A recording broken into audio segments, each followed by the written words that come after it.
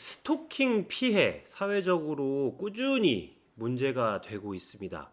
스토킹 피해와 관련해서는 이를 처벌할 수 있는 규정을 두고 있고 스토킹 처벌법이라는 형태로 운영이 되어 왔습니다. 그런데 올해 7월 11일 최근에 이 법률을 개정을 해서 그동안 문제 제기가 되어 왔던 내용들 중에 상당수를 보완하는 법률 개정을 했는데요.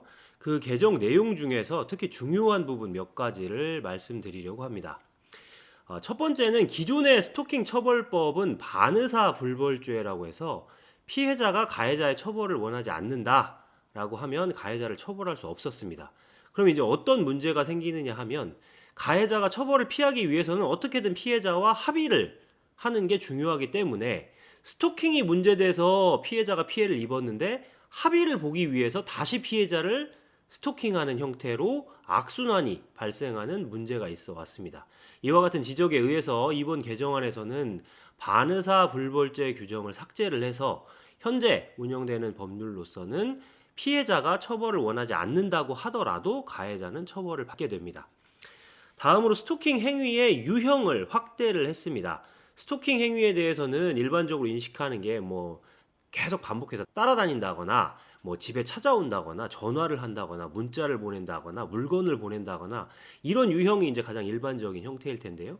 온라인상에서 이루어지는 스토킹 유형들에 대해서 조금 더 확대를 했는데 특히 특징적인 부분이 온라인상에서 가짜 계정 등을 통해서 내 명의를 사칭해서 마치 나인 것처럼 행세를 하는 것에 대해서 가장 행위에 대해서도 스토킹 행위에 포함시켜서 처벌할 수 있는 법적 근거를 마련했습니다.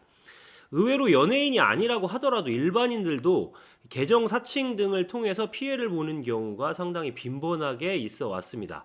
지금까지는 그 피해 유형이나 사칭의 유형에 따라서 사기가 되거나 명예훼손이 되거나 이런 식으로 다른 형사 법률이 적용되면 처벌로 끌고 갈 수 있었습니다만 사칭행위 그 자체를 처벌할 수 있는 형사처벌 규정이 없기 때문에 피해가 방치되는 경우도 빈번하게 있어 왔습니다.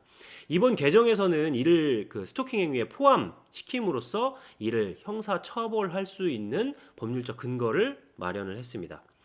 세 번째는 스토킹 행위가 있을 때 이제 신고를 하게 되면 출동한 경찰관이 가해자에 대해서 일정한 조치를 취할 수 있는 긴급 응급 조치라는 게 있고 그리고 법원에서 추후에 예를 들면 접근 금지라든지 심한 경우에는 유치장에 유치하는 형태로 해서 잠정 조치라는 것을 취할 수 있었습니다.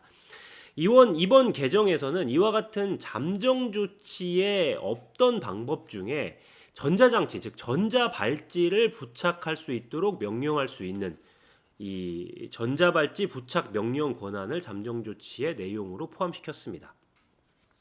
마지막으로는 기존의 이제 긴급 응급 조치를 위반하더라도 위반한 것에 대해서 과태료 규정밖에 없었기 때문에 이와 같은 금지에 대해서 실효성이 꾸준히 의문이 되어 왔습니다. 이번 개정에서는 과태료가 아니라 형사처벌 규정을 두고 있어서 긴급 응급조치를 위반하는 경우에는 스토킹 행위에 대한 처벌과는 별도로 1년 이하의 징역 또는 1,000만 원 이하의 벌금에 처할 수 있는 형사처벌 규정을 두어서 처벌을 강화했습니다.